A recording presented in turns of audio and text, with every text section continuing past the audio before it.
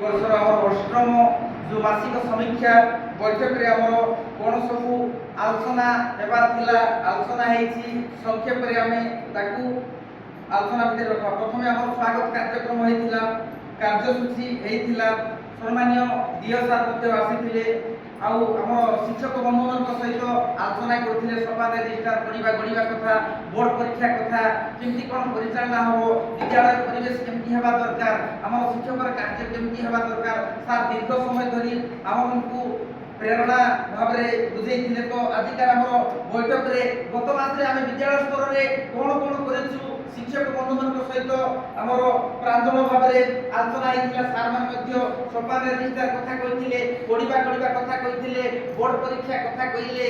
ସେ ପଢ଼ିବା ଗଢ଼ିବା ଭିତରେ ସ୍ତର ରହିଛି, ଯୋଉଟା ଅଛି ସୋପାନ ରେଜିଷ୍ଟ୍ରାରରେ ଆମର ଯୋଉ ତିନିଟା ଜିନିଷ ଅଛି, ସେଠି ମଧ୍ୟ ଆଲୋଚନା ହେଇଥିଲା। ବୋର୍ଡ ପରୀକ୍ଷା ପାଇଁ ବୋଲି ବିଦ୍ୟାଳୟ ସ୍ତରରେ ସାର୍ ମାନେ ଯୋଉ ଫର୍ମେଟିଭ 1, 2, ସବମିଟିଭ 1 ଆଉ ଲିଖିତ କାର୍ଯ୍ୟକ୍ରମ ତା ବାଦେ ରହିଛି କାର୍ଯ୍ୟ ପ୍ରକଳ୍ପ କାର୍ଯ୍ୟ, ଏସବୁ ଯାକ ସାର୍ ମାନେ ସବୁ ଆଲୋଚନା କରିଥିଲୁ। ସାର୍ଙ୍କ କଥା କିଛି ଯାଦୁପେଡ଼ି ଏଥରର ବୈଠକର ମୁଖ୍ୟ ଆକର୍ଷଣ ଥିଲା। ଯାଦୁପେଡ଼ି ଦ୍ୱାରା କେମିତି କ'ଣ ପିଲାମାନଙ୍କୁ ଆମେ ସହଜ ଭାବରେ ଶିଖେଇବା। ଗୋଟିଏ ଶିକ୍ଷଣ ସାମଗ୍ରୀ ପିଲାମାନଙ୍କୁ ବିଭିନ୍ନ ଢଙ୍ଗରେ ଶିକ୍ଷକ ବନ୍ଧୁମାନଙ୍କ ଦ୍ୱାରା ପଢ଼ା ହେବ। ତ ଗୋଟିଏ ଶିକ୍ଷଣ ସାମଗ୍ରୀ ଅନେକ ଉପଲବ୍ଧି, ପିଲାମାନେ ସେ ଶିକ୍ଷଣ ସାମଗ୍ରୀକୁ ଦେଖିବେ, ଛୁଇଁବେ, ପଢ଼ିବେ, ବୁଝିବେ। ସେଥିପାଇଁ ଶିକ୍ଷକ ବନ୍ଧୁମାନଙ୍କର ବେଳେବେଳେ ବ୍ୟକ୍ତିଗତ ଦେଖିବେ, ଦଳଗତ ଦେଖିବେ, ଭଲ ପିଲା ଦ୍ୱାରା କେମିତି କ'ଣ ପାଠ ହେଇପାରିବ ଏ ଜିନିଷକୁ ଅନୁଶୀଳନ କରିବେ। କିଛି କାର୍ଯ୍ୟକ୍ରମ କଲାବେଳେ କିଛି ଫଟୋ ରଖିବା ଦରକାର ଅଛି, କିଛି ଭିଡ଼ିଓ ରଖିବା, ଯାହାଦ୍ୱାରା ଆସନ୍ତା ଦିନରେ ଆମର ତ ବିଦ୍ୟାଳୟ ସ୍ତରୀୟ ଗ୍ରୁପ ଯାକ ରହିଛି, ସାର୍ ମାନେ ନିହାତି ସେୟାର କରିବେ, ଯାହାଦ୍ୱାରା ଶିକ୍ଷକ ବନ୍ଧୁମାନଙ୍କର କାର୍ଯ୍ୟକୁ ପିଲାମାନେ ପ୍ରେରଣା ଭାବେ ଭାବିବେ ଆଉ ବାପା ମା ମଧ୍ୟ ଅନୁଭବ କରିବେ। ଏଥର ଆମର ନିପୁଣ ଆପ୍ଟା ହେଇଛି, ପାଖାପାଖି ବହୁତ ସାର୍ ମାନେ ଆମର ସେ ଆପ୍ଟାକୁ ଇନଷ୍ଟଲ କରିଛନ୍ତି। ତ ଆମର ଷ୍ଟେଟ୍ ଟିମ୍ ମଧ୍ୟ ଆଉ ଡିଷ୍ଟ୍ରିକ୍ଟ ଟିମ୍ ମଧ୍ୟ ସୂଚନା ଦେଇଛନ୍ତି ସବୁ ବିଦ୍ୟାଳୟରେ ଯେମିତି ଆପ୍ଟା ହେଇପାରିବ।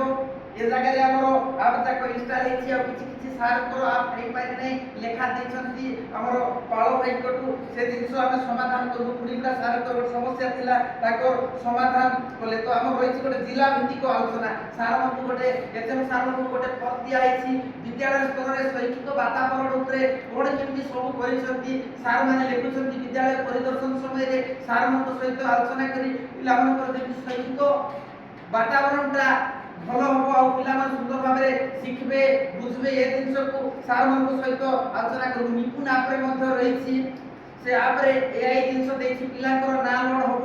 ତାପରେ ସୋପାନ ରେଜିଷ୍ଟ୍ରାର ଆମର ଯୋଉ ଦିଆହେଇଛି, ଆମର ପାଖାପାଖି ଜୁଲାଇରୁ ଦିଆହେଇଛି, ଜୁଲାଇରୁ ଫେବୃଆରୀ ମାର୍ଚ୍ଚ ପର୍ଯ୍ୟନ୍ତ ତାକୁ ଅପଲୋଡ କରିବା ପାଇଁ ସୂଚନା ଦିଆହେଇଛି। ଏ ଆଧାରରେ ଆମେ ନିହାତି ଭାବରେ କରିବା। ତାପରେ ପର୍ଯ୍ୟବେକ୍ଷଣ ସାଧନୀ କିଛି ଦେଇଛି, ଯେତେବେଳେ ସିଆସି ଭାବରେ ସ୍କୁଲକୁ ଯିବୁ, ଗଲା ପରେ ସାର୍ମାନଙ୍କ ସହିତ ଆମେ ବିଭିନ୍ନ ପାରାମିଟର ଯାକ ଦେଇଛି ଆଲୋଚନା କରିବୁ। ତାପରେ ସିଆସି କ୍ଲିକ୍ କଲା ପରେ ସାର୍ମାନଙ୍କର ପାଖରେ ମଧ୍ୟ ସେ ଜିନିଷଟା ଶୋ କରିବ। ସେଟା ପାଇଁ ସାର୍ ମାନେ ପିଲାମାନଙ୍କର ଶୈକ୍ଷିକ ଅଭିବୃଦ୍ଧି ପାଇଁ ନିହାତି ଭାବରେ ଟିକେ ଆମର ଜାଣିବାର ଅଛି। ତାପରେ ଦେଇଛି ଆମର ଗୋଟେ ବିଦ୍ୟାଳୟ ପରିଦର୍ଶନ ଓ ଆଲୋଚନା। ତ ଯେତେବେଳେ ସାର୍ ମାନେ ପଢ଼ଉଛନ୍ତି ତାଙ୍କର ଶ୍ରେଣୀ ଗୃହରେ ଟିକେ କିଛି ପ୍ରିଣ୍ଟ ରିଚ୍ ଆଇଟମ୍ ଦରକାର, ଆଉ ପିଲାମାନଙ୍କର କିଛି ସାମଗ୍ରୀ ଡିସପ୍ଲେ ହେବା ଦରକାର, ଶିକ୍ଷକମାନଙ୍କର ସାମଗ୍ରୀ ଦରକାର। ଆଉ ଟିକେ ମୁଖ୍ୟ ଜିନିଷ ରହୁଛି ଷଷ୍ଠ ଦିନରେ ଦୁର୍ବଳ ପିଲାଙ୍କୁ ଟିକେ ଚିହ୍ନଟ ହେବ, ଆଉ ତାଙ୍କୁ ଟିକେ କାର୍ଯ୍ୟକ୍ରମ ଭିତରେ ଶୈକ୍ଷିକ ଅଗ୍ରଗତି ପାଇଁ ନିଆଯିବ।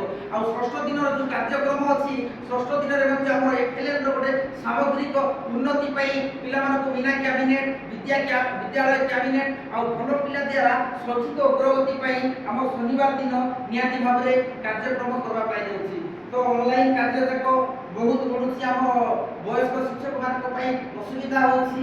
ଫିର୍ ବି ଆମେ ଯେହେତୁ ଚାକିରି କରିଛୁ, ଏ ବାବଦରେ ସାର୍ ମାନେ ମତ ଦେଉଥିଲେ ଆମେ କିଛି କିଛି ପ୍ରୟାସ କରିବାର ଅଛି। ଡିଓ ସାର୍ ମଧ୍ୟ ଆସିଥିଲେ, ଆଇଲା ବେଳେ ଅନେକ ଜିନିଷ ସାର୍ ମାନେ କେମିତି କାମ କରିବେ ସେ ଜିନିଷ ଉପରେ ପ୍ରେରଣା ଭାବରେ ସାର୍ ଆମକୁ ବୁଝେଇଥିଲେ।